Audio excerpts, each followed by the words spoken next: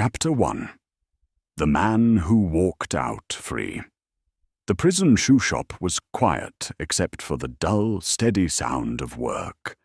The man sat on a low wooden bench, bending over a half-finished shoe, his fingers moving with calm precision. There was nothing hurried in his actions, nothing careless either. He worked the way someone does when time has lost its meaning.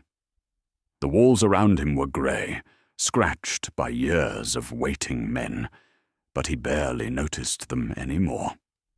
For him, this place had become familiar, almost comfortable, not because it was kind, but because it was predictable. When the prison officer appeared at the door, calling his number, the man did not look surprised. He wiped his hands slowly and stood up without a word. His face showed no fear, no excitement, no question. He followed the officer down the long corridor, as if this walk were something he had done many times before, which, in truth, he had. Every step echoed against the stone floor, a sound that once meant punishment, but now meant nothing at all. Inside the office, a paper was placed in front of him. It was official, clean, and final. The officer spoke about release, about rules, about tomorrow morning. The words floated through the air and passed over the man without leaving a mark. He took the paper, glanced at it briefly, and folded it with care. There was no smile, no relief, no sudden breath of freedom. To the men watching him, this was strange. Most prisoners counted days, hours, even minutes. This man had learned something else. Patience. He had been sent to prison for years, yet he had stayed only months. From the beginning he had known this would not last long. A man with connections, with favors owed, with friends in quiet corners, does not believe in long sentences. Prison, to him, was never an ending. It was a pause. The officer tried to speak to him seriously. He spoke about change, about chances, about becoming a better man. He said there was good in him, that life outside could still be different. The man listened politely, even nodded once or twice, but his eyes remained empty. Change was a word he had heard many times before. It meant nothing when spoken by men who did not know him. When morning came, he stood once again in the office, dressed in clothes that were meant to fit anyone, and therefore fit no one. The shoes pinched his feet, stiff and new, reminding him with every step that freedom also came with discomfort. He was given a small amount of money, a handshake, and a final look that suggested hope. That hope did not reach him. When the prison doors opened and he stepped into the sunlight, he did not stop. He did not look up at the sky or breathe deeply or smile. Birds sang somewhere nearby. Trees moved gently in the breeze, but none of it mattered.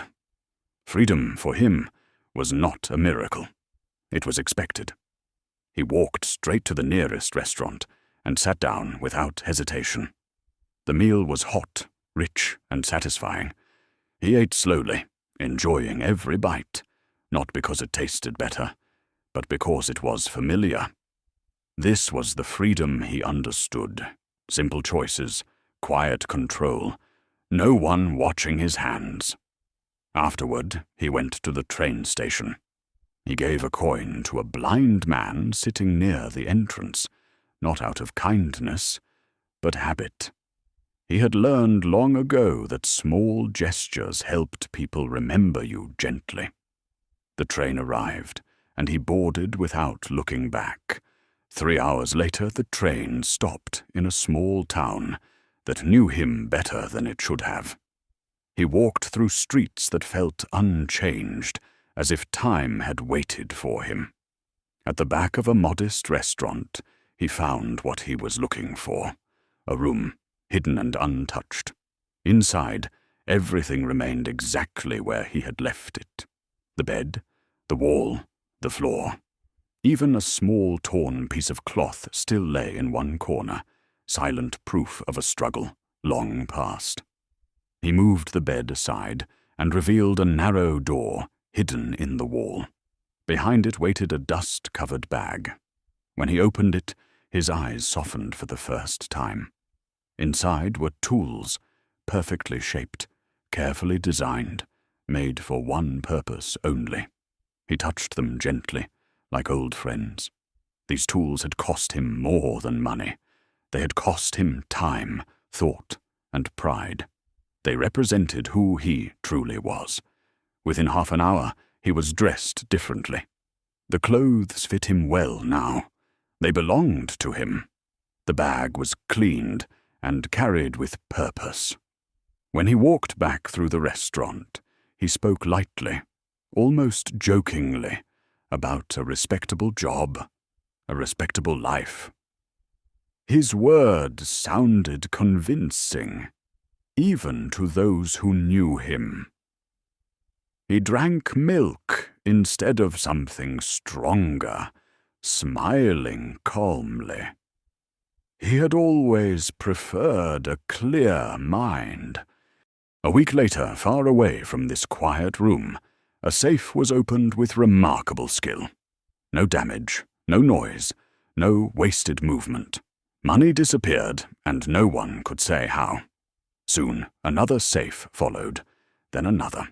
Each one bore the same signature: clean work, careful planning, and a mind that knew exactly what it was doing. Those who understood such things began to whisper the same name. Somewhere, a man who knew that name well listened closely. He studied the details, the timing, the precision. To him, the pattern was clear. The man who had walked out of prison had never truly left. And so, as the world continued turning, two paths quietly moved toward each other once more. One walking confidently forward, believing himself free, and the other following patiently, knowing that freedom built on waiting was never freedom at all.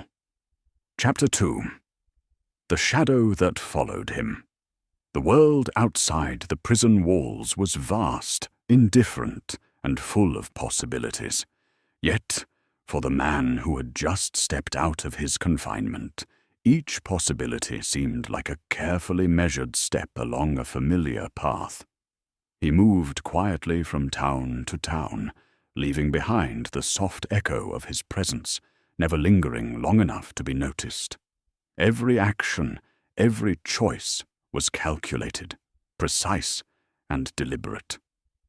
Though he wore the mask of a respectable stranger, the shadows of his past moved alongside him, invisible yet persistent, whispering reminders of who he truly was.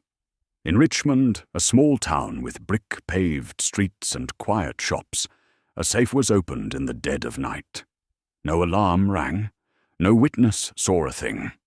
By morning, $800 had vanished, leaving behind only the faintest trace of someone who knew the work intimately. The townspeople murmured in confusion, but no one suspected the young man who had recently set up a modest shoe shop on Main Street.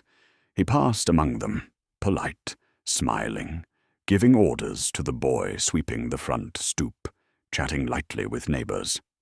And yet, beneath the charm and civility, his mind remained focused, alert, and disciplined. Weeks later, in Loganport, another safe fell under the same silent skill. This time, it was a newer model, supposedly unbreakable, tested and reinforced by the finest engineers.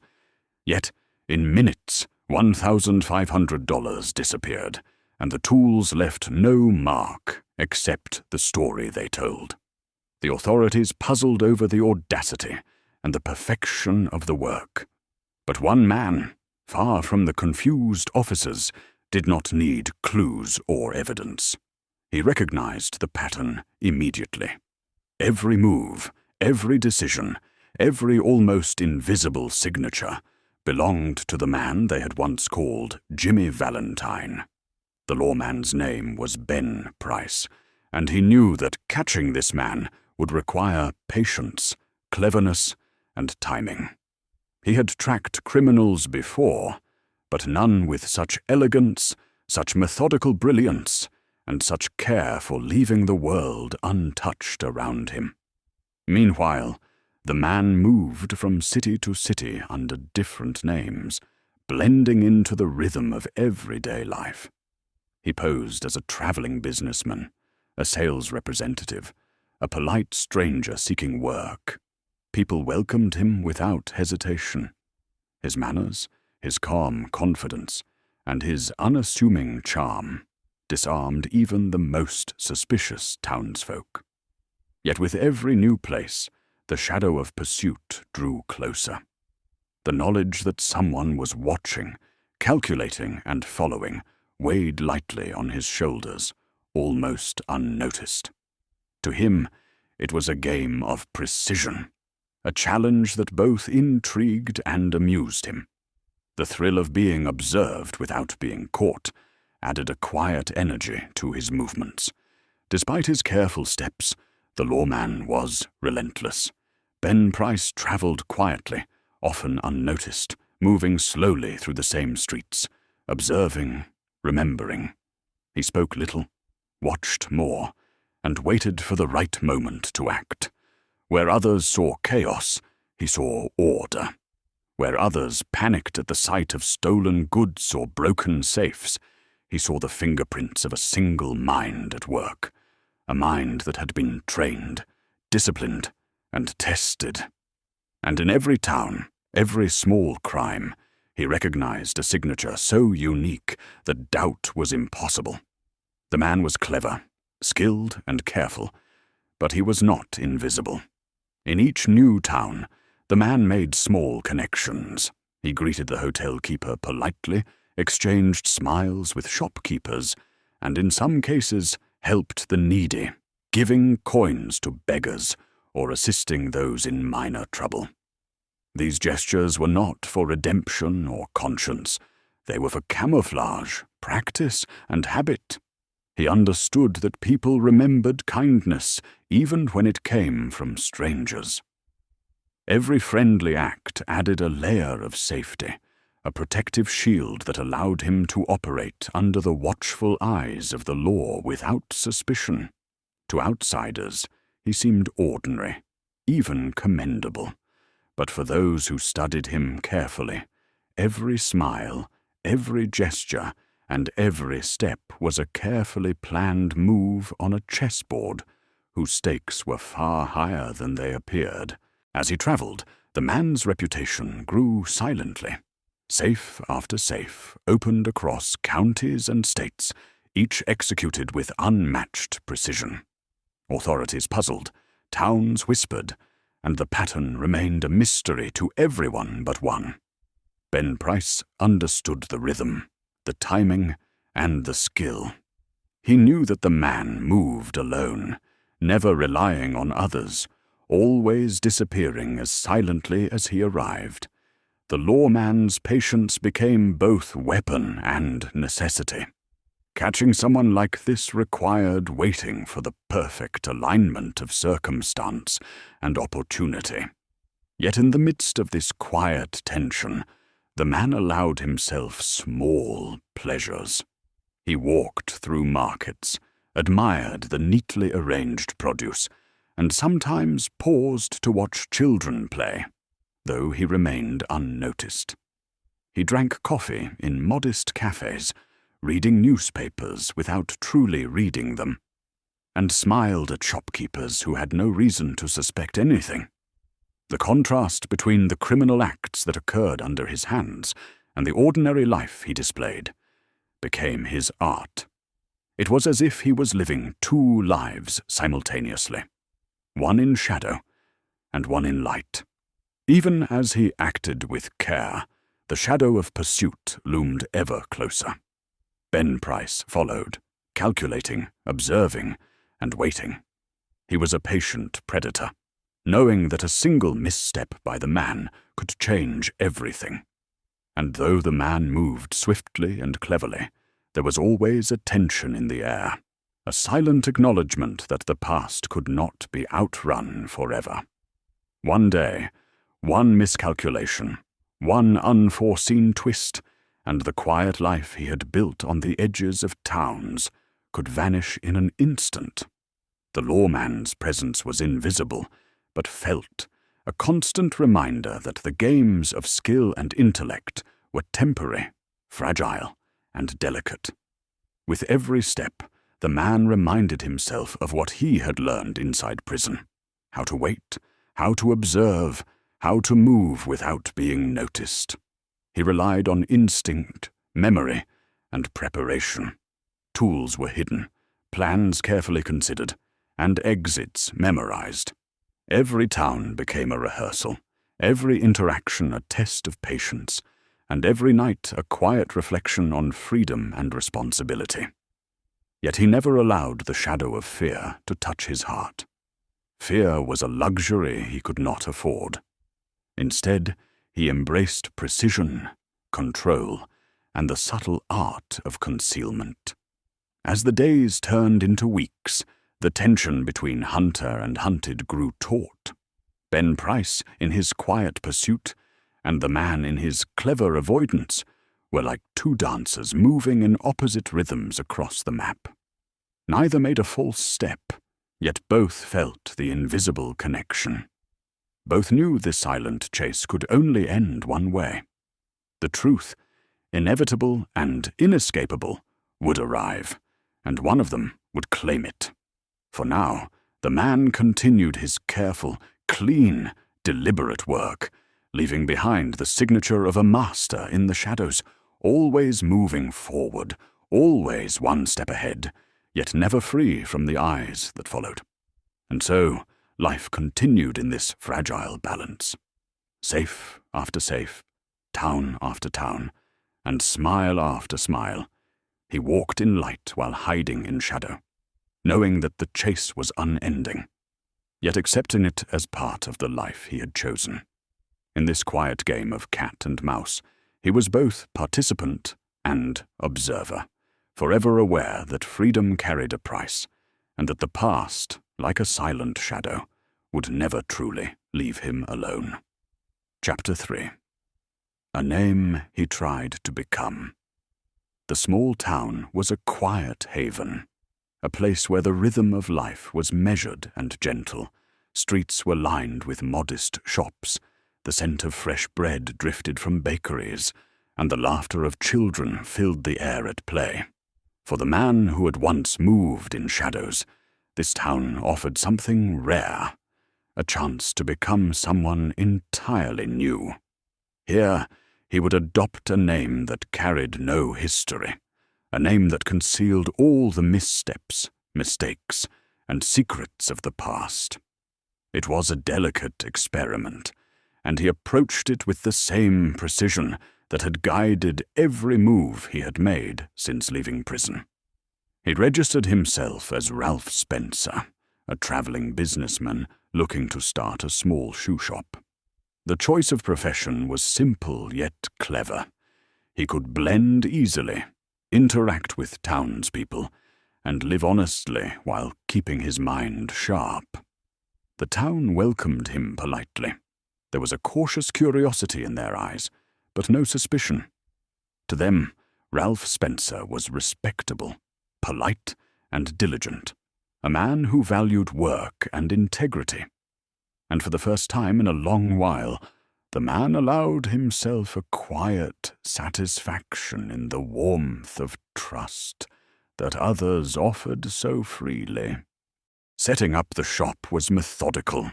Every shelf, every shoe, every counter was arranged with care, reflecting a personality that demanded order.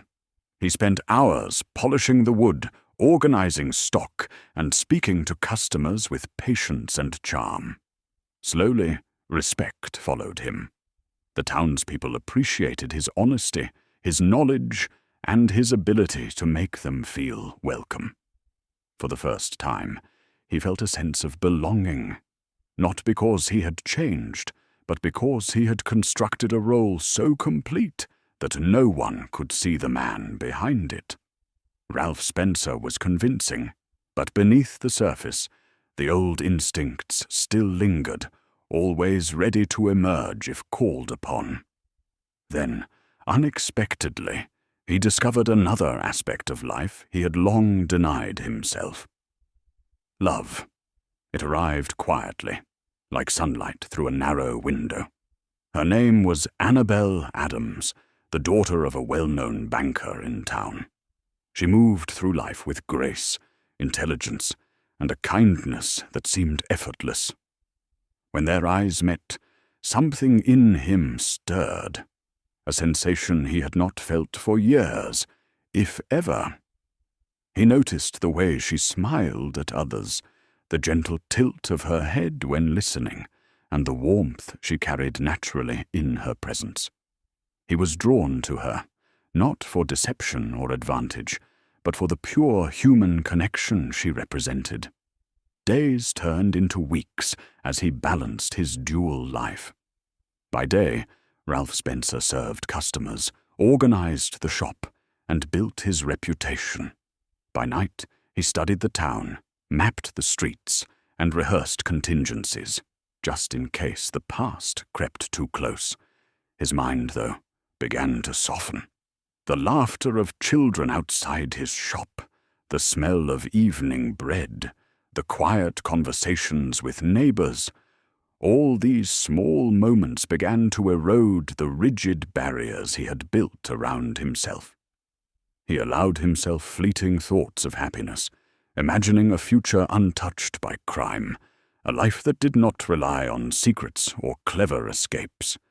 Yet beneath the calm, the truth waited patiently. He knew, as he had always known, that a life built on secrecy was fragile. One misstep, one mistake, one careless word could unravel everything he had constructed.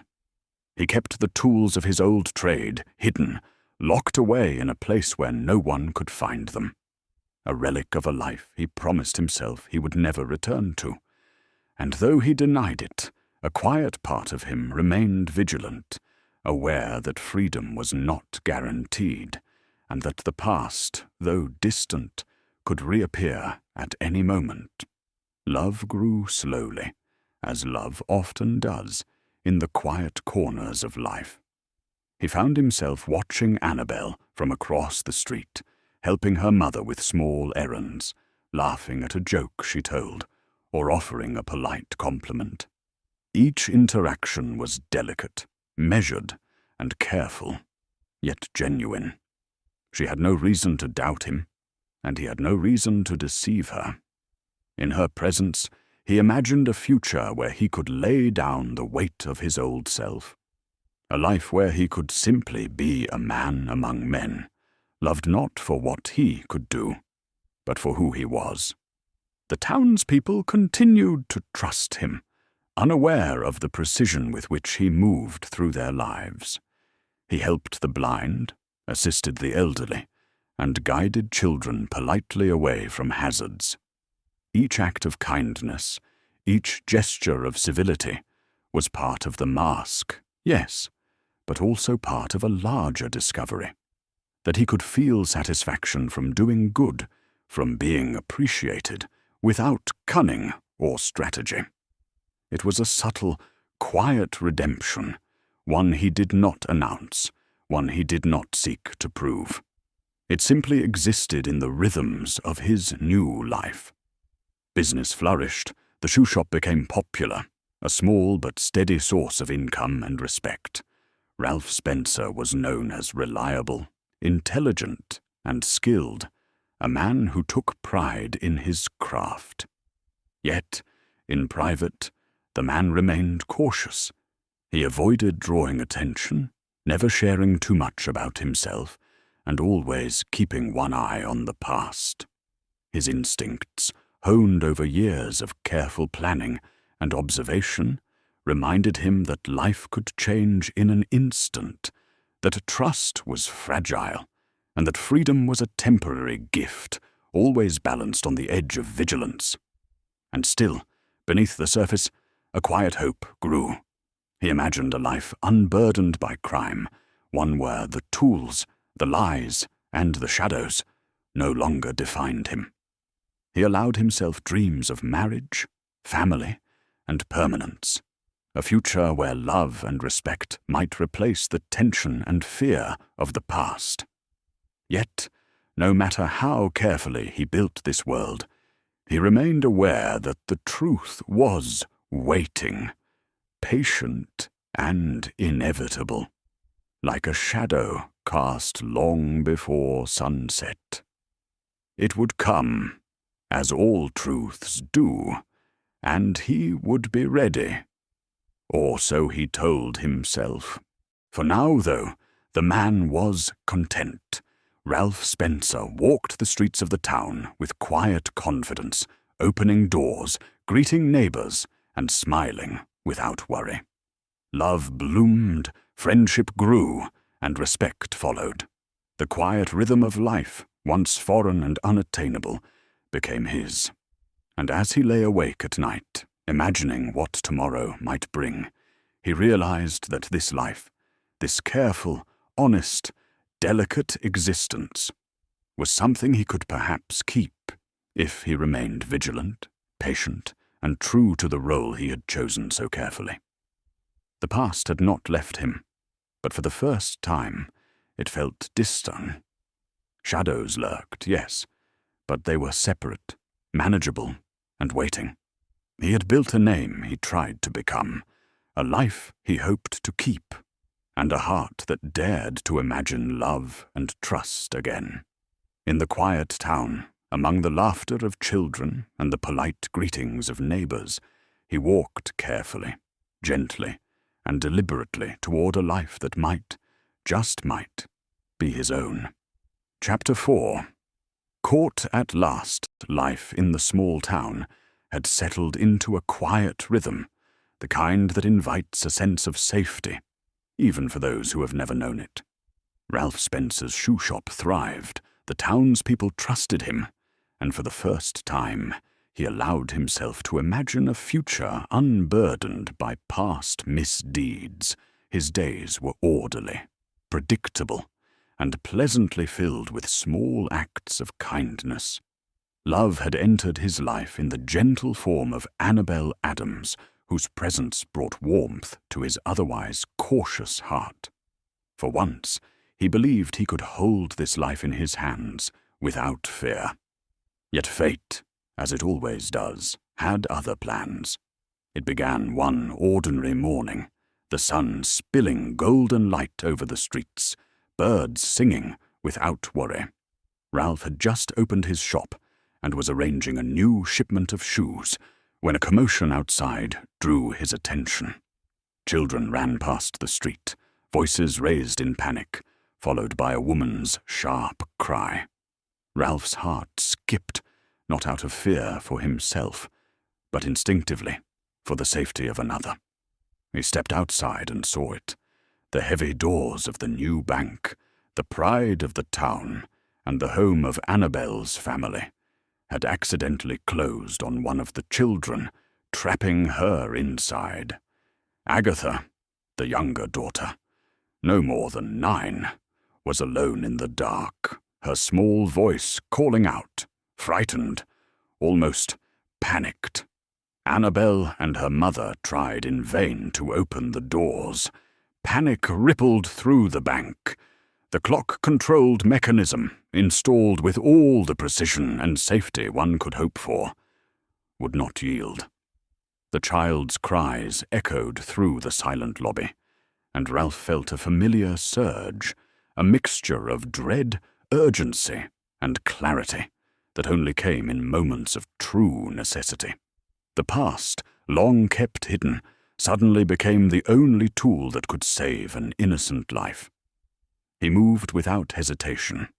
Tools, carefully hidden and long untouched, were already in his mind, memorized and ready. The dual life he had built, the respect he had earned, the love he cherished, all seemed to fade as the weight of this moment pressed upon him. There was no time for thought, no luxury of fear. Only action could answer the cries, Only skill could preserve the fragile life inside. And for the first time in many years, he let the world see the man behind Ralph Spencer. He laid out his tools, the same ones that had once opened the strongest safes in distant cities, and began his work. His hands moved with precision, carefully, deliberately, like a surgeon performing an operation. Every movement was quiet, exact, and controlled. Those watching could only stand in awe, unsure whether to be horrified or amazed.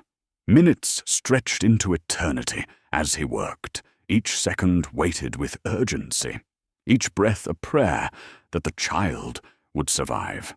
Annabel watched, eyes wide with fear and hope, unable to comprehend the calm authority and brilliance in his hands. Finally, with a soft click and a gentle push, the safe door opened. Agatha tumbled into her mother's arms, sobbing, laughing, terrified and relieved all at once. Ralph stood back, dusting his hands as if it were just another day at work, but the world around him had changed forever. He had revealed himself, Jimmy Valentine, the man of skill, precision, and shadow, was no longer hidden behind Ralph Spencer. And yet, this revelation did not bring the lawman immediately. It brought life, hope, and, most importantly, the knowledge that sometimes courage and skill must be used for good, regardless of the cost. As the town slowly recovered from the shock, a quiet figure appeared at the edge of the street. Ben Price, the lawman who had followed every step, every safe, and every movement of Jimmy Valentine for years, had arrived. He had watched from the shadows, knowing that one day the true character of the man would reveal itself, either through mistake, necessity, or conscience. And here it was, not in a crime, but in an act of pure courage. For once, the choice was not between capture and escape, but between morality and the illusion of freedom. Ben Price approached, silent and measured. He studied Jimmy carefully. The world saw a man who had saved a child's life, who had acted without hesitation, who had risked his secret for the sake of another. He saw the man who had earned respect, trust, and even love, and yet knew the truth. This same man had once moved in shadows, had once been unstoppable in skill and deception. Price's hand rested lightly on his chin, his eyes narrowing thoughtfully. Justice had arrived, but mercy had come first. "Jimmy," he said finally, his voice calm but firm, "I suppose you were right about one thing. You do have good in you." There was no accusation, no demand for words, just a measured acknowledgement of what had occurred. Jimmy Valentine, now fully himself, nodded, understanding the weight of those words. It was not freedom that defined him any more. It was the choice he had made in that single moment, the choice to protect life over concealment, honesty over survival, and courage over self-interest.